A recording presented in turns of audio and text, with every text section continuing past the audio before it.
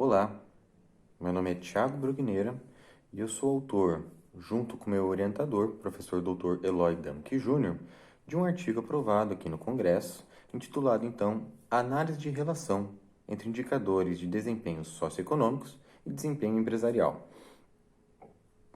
Esse trabalho, ao qual eu já agradeço que você esteja assistindo esse vídeo, tomando um tempinho da sua vida, mas esse trabalho ele nasceu então de um programa de mestrado profissional e de forma bastante objetiva ele se propõe a verificar se existe alguma forma de relação estatística, uma abordagem quantitativa, entre dois conjuntos de variáveis, não de forma individualizada, né, variável por variável, mas sim efeitos do conjunto dos cenários.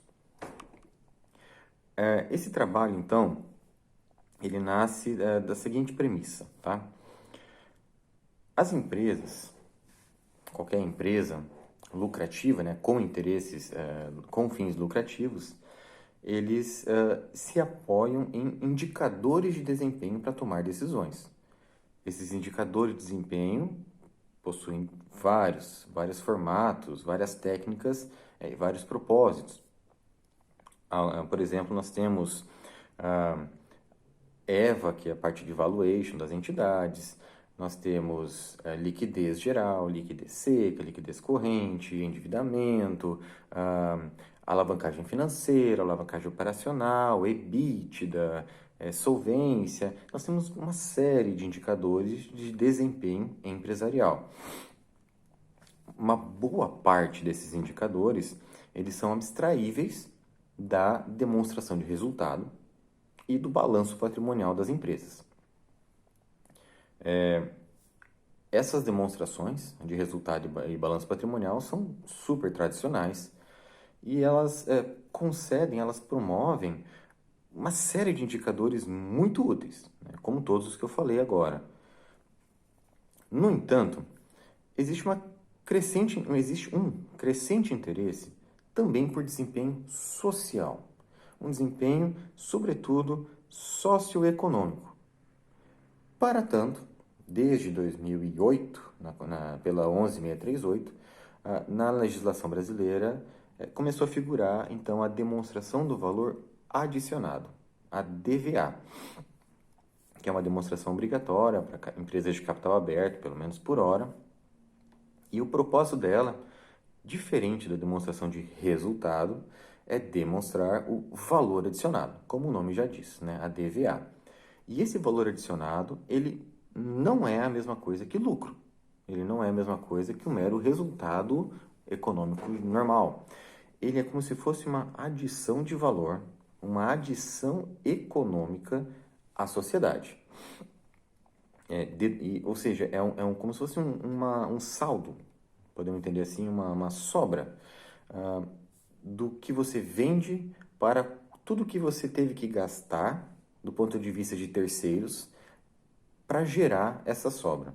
Então, uma outra forma de você calcular é de baixo para cima, né, na DVA, é somar o que é pago para o governo, o que é pago para os seus funcionários, o que é pago para os acionistas, doações, juros. Tudo daí são valores que são adicionados à sociedade. Muito bem. Então a ideia do trabalho era falar assim: se nós temos essas demonstrações, a de resultado e o balanço, e temos uma série de indicadores de desempenho empresarial ou desempenho financeiro e econômico, será que eles de alguma forma conversam com o desempenho socioeconômico? Esse desempenho socioeconômico por meio da DVA.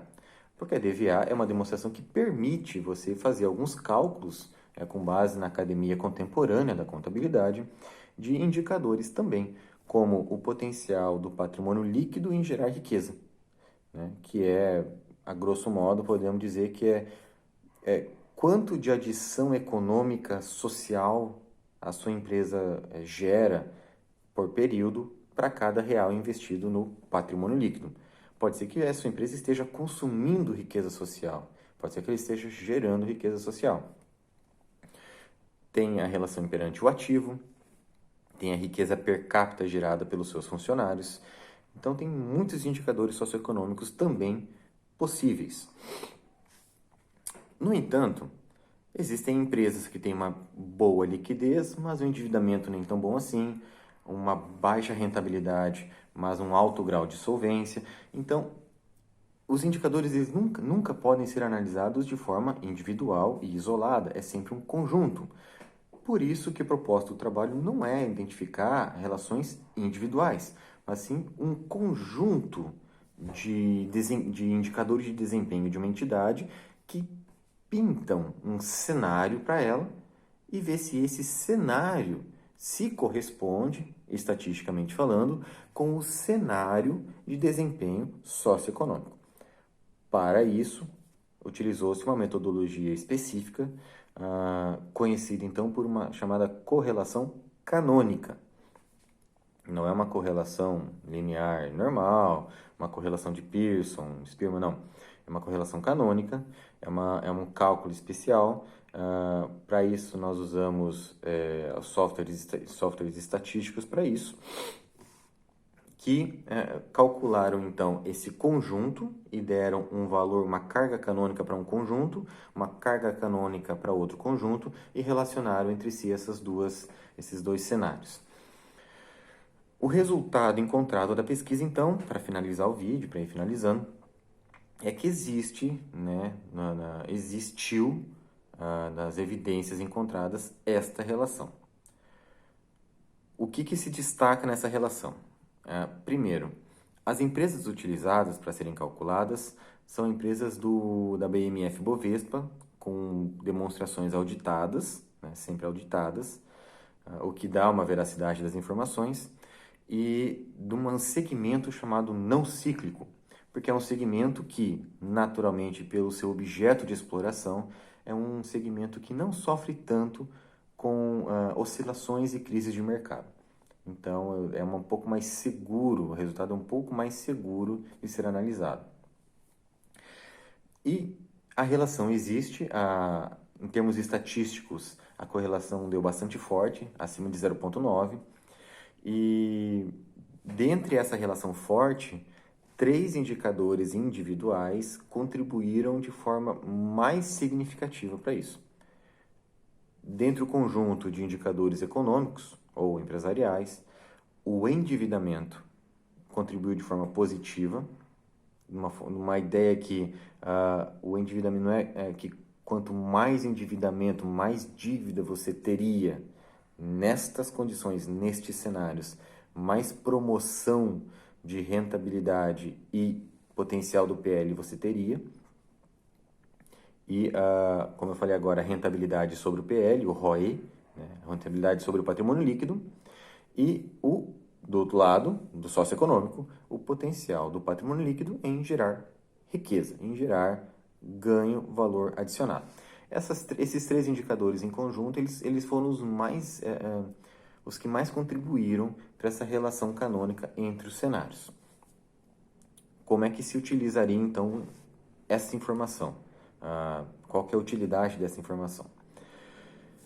Do ponto de vista de análise e de tomada de decisão, considerando que outros estudos devem ser feitos de forma a ratificar o encontrado em maior número de cenários, com mais segmentos, eventualmente, se isso for ratificado também por outros estudos, poder-se afirmar que, tomadas devidas cautelas, o endividamento positivo é algo que pode ser vantajoso, sob égide, claro, numa análise de alavancagem financeira, mas que esse endividamento positivo, se, como eu falei, bem cuidado, e juntamente com uma promoção de atitudes e ações que promovam o potencial do patrimônio líquido em gerar riqueza social, você junta esses 2 indicadores e promove eles de uma forma controlada, você pode esperar resultados positivos na rentabilidade sobre o patrimônio líquido, o ROE. geralmente que é o indicador mais interessante para os acionistas que investem pensando em dividendos. Do ponto de vista de trabalho científico, esse foi o nosso trabalho. Entendo que a proposta foi alcançada, né? O objetivo foi alcançado, os cálculos foram realizados e teve um resultado bastante útil para a comunidade acadêmica seguir com mais estudos, da comunidade profissional repensar alguns atos e alguns indicadores na gestão de suas entidades. Sendo assim, agradeço novamente por assistir esse vídeo e espero ter passado de uma forma objetiva e didática esse trabalho ao qual nós temos tanto orgulho. Obrigado novamente e até uma próxima oportunidade. Tchau!